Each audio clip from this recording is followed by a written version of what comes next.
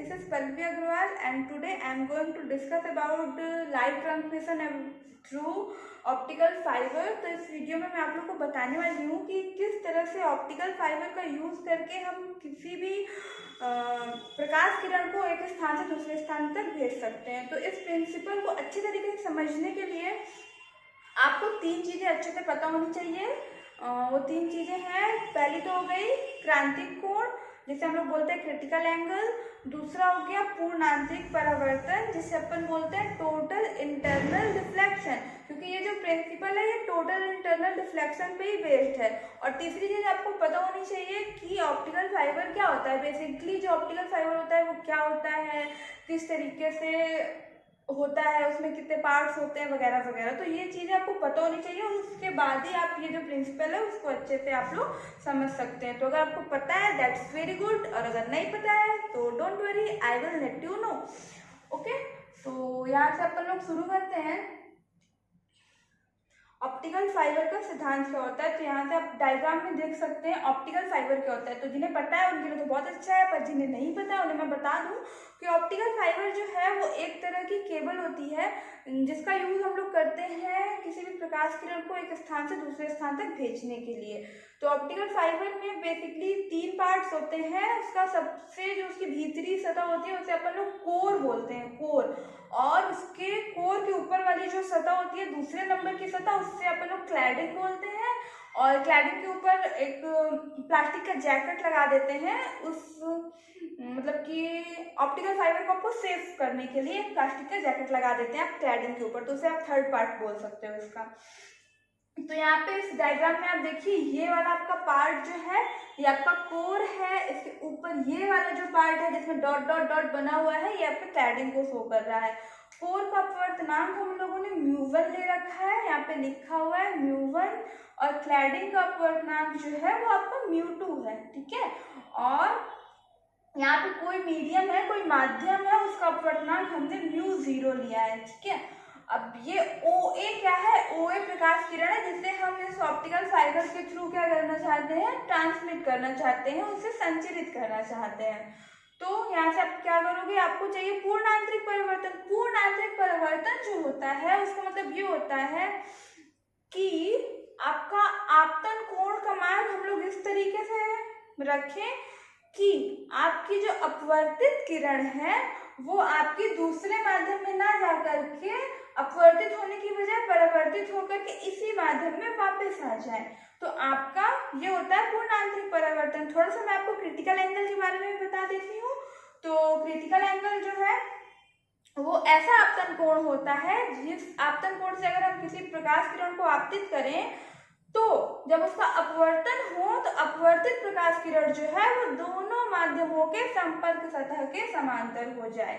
अगर इस तरीके का आपतन कोण होगा उसे हम आपतन कोण बोलते हैं, जिसे हम IC से इंडिकेट करते हैं। तो ये टॉपिक्स अगर आपको नहीं पता है तो थोड़े से आपको क्लिष्ट लग रहे होंगे अभी, so don't worry, in topics के लिए मैं आपको एक सेपरेट वीडियो प्रोवाइड कर दूंगी, तो वहां से आप लोग डीपली इन टॉपिक्स को समझ सकते हैं। Critical angle, total internal reflection and optical fibre, तो इनको आप लोग वहां से डीपली समझ लीजिएगा, उसके बाद में इसको देखिएगा तो आपको बहुत अच्छे से क्लियर हो जाएगा। तो अभी हम लोग अपने टॉपिक के बारे में बात करते हैं। तो यहाँ से जो हमारी किरण OA है इसको हम IA आपतन कोण से आपतित कर रहे हैं। हमें यहाँ पे IA की वैल्यू चाहिए कि हम किस आपतन कोण से अपनी प्रकाश किरण को आपतित करें कि वो ट्रांसमिट होकर के जहाँ हम उसको भेजना चाहते हैं वहां पहुंच जाए। तो क्या होता है, ऑप्टिकल फाइबर में हमारी प्रकाश किरण का पूर्ण आंतरिक परावर्तन होता है, मतलब हमारी प्रकाश किरण इस कोर के अंदर ही रहती है और इस कोर के अंदर अंदर अंदर अंदर जाते जाते जहाँ हम उसे भेजना चाहते हैं वहां पहुंच जाती है। कोर के बाहर हमारी प्रकाश किरण नहीं निकलती है। तो पूर्ण आंतरिक परावर्तन के लिए जो रूल होता है वो क्या होता है, आप अगर पॉइंट B पे देखें तो यहाँ पे आपतन कोण क्या है, IC मतलब क्रांतिक कोण। अगर क्रांतिक कोण आपका आपतन कोण IC है तो अपवर्तन के बाद जो आपकी किरण होगी वो कोर और क्लैडिंग की सतह के समांतर हो जाएगी। तो ये यहाँ से ये आई किरण और ये यहाँ पे इसका अपवर्तन हुआ और इस सतह के ये समांतर हो गई। तो अब यहाँ पे हम लोग पॉइंट B पे क्या करते हैं, स्नेल का नियम अप्लाई करते हैं। तो स्नेल का नियम क्या होता है, आपतन कोण की ज्या और अपवर्तन कोण की ज्या का अनुपातिक नियतांक होता है, उस नियतांक को आप क्या बोलते हैं, पहले माध्यम के सापेक्ष दूसरे माध्यम का अपवर्तनांक बोलते हैं। ठीक है, तो यहाँ से आप देखिए साइन आपतन कोण क्या है IC, अपवर्तन कोण यहाँ से आप देखिए 90 डिग्री, क्योंकि ये आपका क्या है किरण है और ये आपका विलंब है, इन दोनों के बीच का एंगल कितना है 90 डिग्री। तो क्या हो जाएगा sine 90 degree is equal to 1 mu 2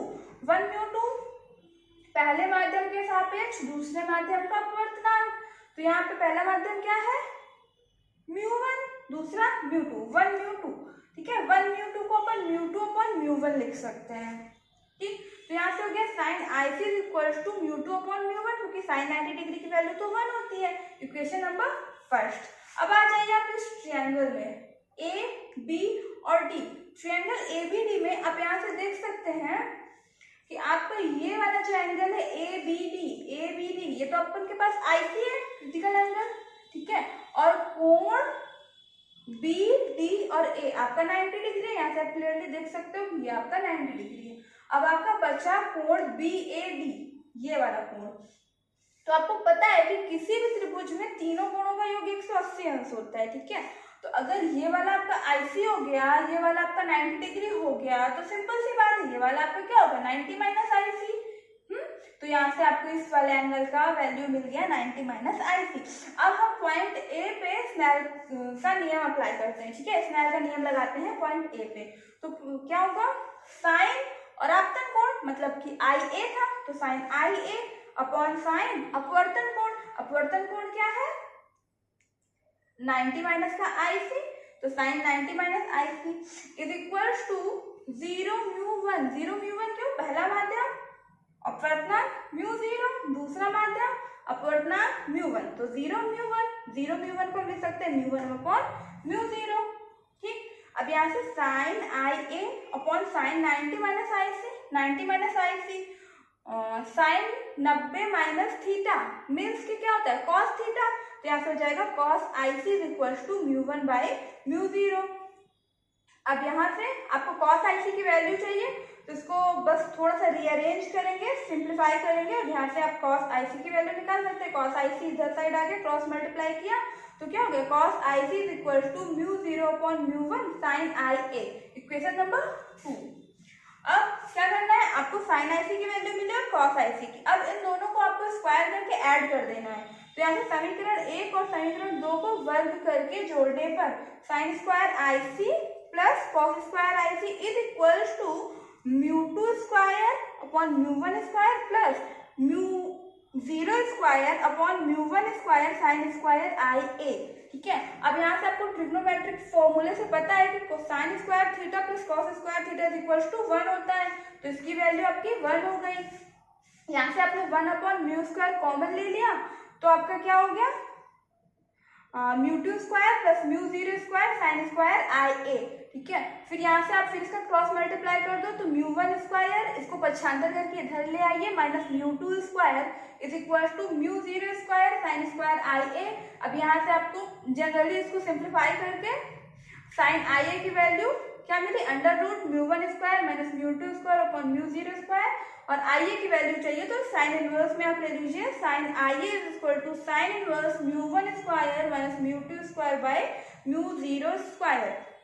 that's the expression we want to find. यही वाला हम लोग जो है एक्सप्रेशन जो है वो फाइंड करना चाह रहे थे, यही वाला फॉर्मूला अपन को चाहिए था इस डेरिवेशन के थ्रू, तो अपन को मिल गया। यहाँ पे आपका ये जो क्रिटिकल एंगल है तो टोटल इंटरनल रिफ्लेक्शन के लिए इस आपतन कोण का मान आपका क्रिटिकल एंगल से ज़्यादा होना चाहिए, क्योंकि जब इस वाले आपतन कोण का मान IC से ज़्यादा होगा तब ये वाली जो अपवर्तित किरण है वो इसके समांतर ना होकर के क्या आएगी इसी वाले मीडियम में वापस आ जाएगी इस तरीके से। ठीक है, तो आपको IC की वैल्यू बढ़ानी है, IC की वैल्यू क्या होनी चाहिए ज़्यादा होनी चाहिए। तो IC की वैल्यू ज़्यादा होने के लिए IA की वैल्यू कम होनी चाहिए। IA की वैल्यू जब कम होगी तो ये वाली वैल्यू भी क्या होगी ये कम होगी, और जब ये वाली वैल्यू कम होगी तो सिंपल सी बात है IC की वैल्यू आपकी बढ़ जाएगी।